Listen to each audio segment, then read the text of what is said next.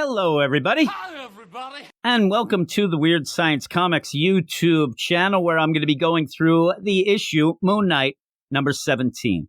Moon Knight's one of those books that seemed to catch lightning in a bottle. People loved it from the get-go. And while I agree Alessandro Cappuccio's art is so good, so outstanding, the book itself has been a bit inconsistent for me. I say that, but it's never been bad. But I also don't think it's ever been as good as the 10 out of 10s that a bunch of these bullshit sites and podcasts keep giving it.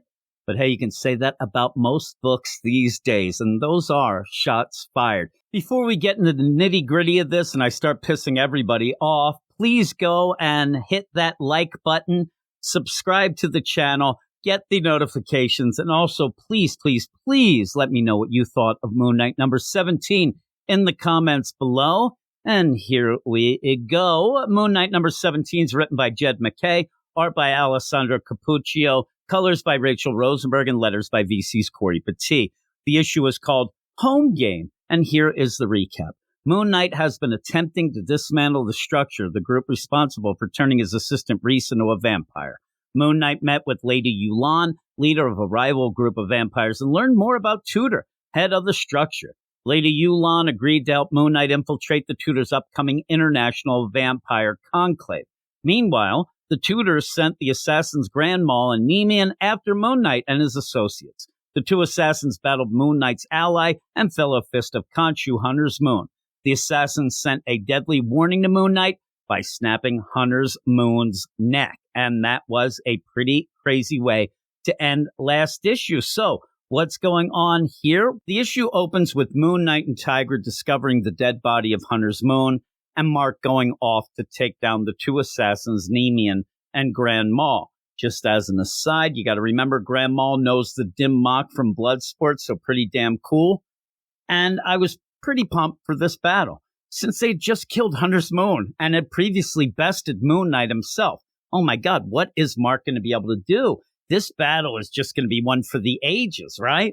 And hell, he even says it himself just after telling Tigra he must do this alone because he's going somewhere no one should ever follow.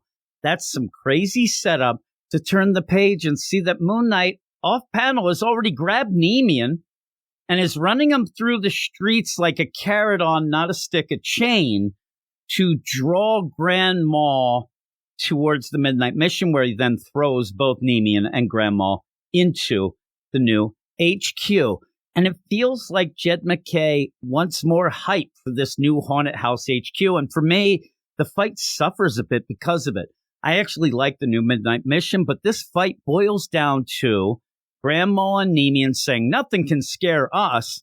And then you end up having the Haunted House Midnight Mission go boo. And then the baddies crap their pants. That's pretty much kind of what happens. And I also thought that in a weird way, the art was a bit of a letdown in these scenes. Now, I am comparing Cappuccio's art to Cappuccio's art, because usually this sort of thing is accompanied by jaw-dropping full-page spreads, stuff that you just look at and go, oh my god, look at this deal.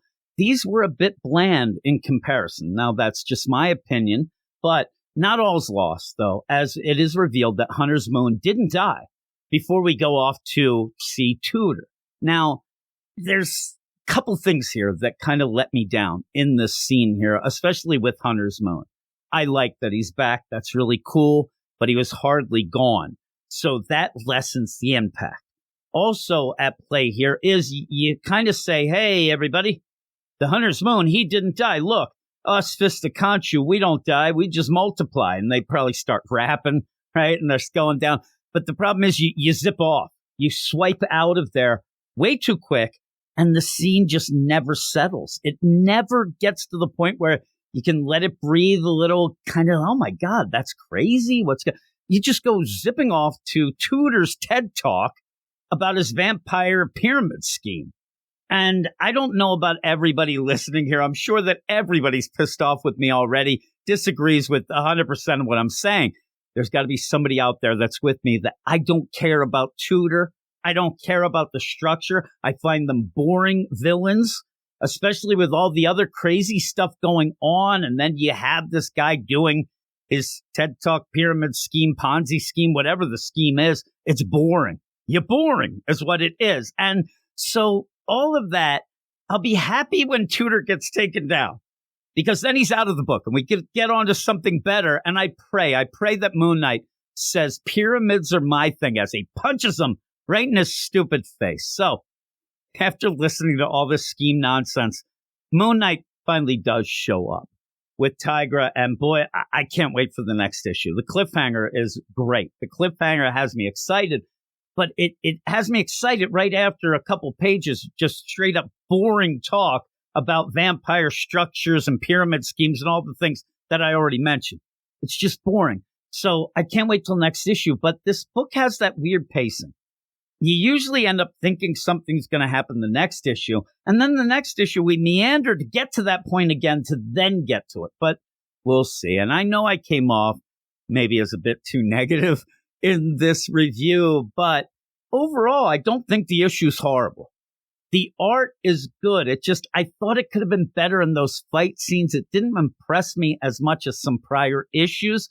And the story isn't just horrible. It just felt a bit rushed and a bit unfocused. And anything with Tudor in it is not going to be, top marks for me, because I find him very, very boring, not even threatening. He's just annoying.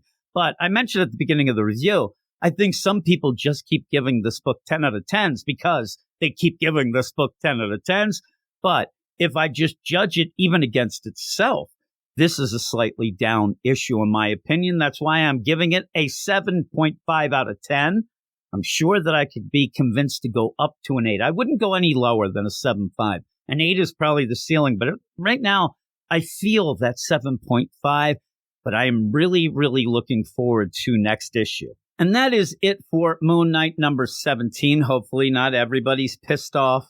Everybody gets their own opinion, and I'd love to hear everybody's opinion. I'd love to hear your opinion on this issue, whether you like it way more than me, way less.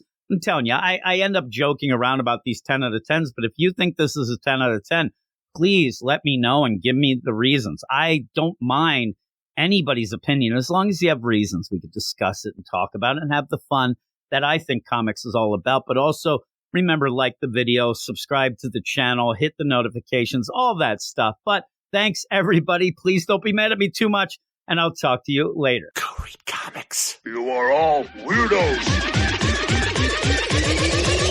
Weird science is the revolution. Weird science is the revolution. Weird science is the revolution.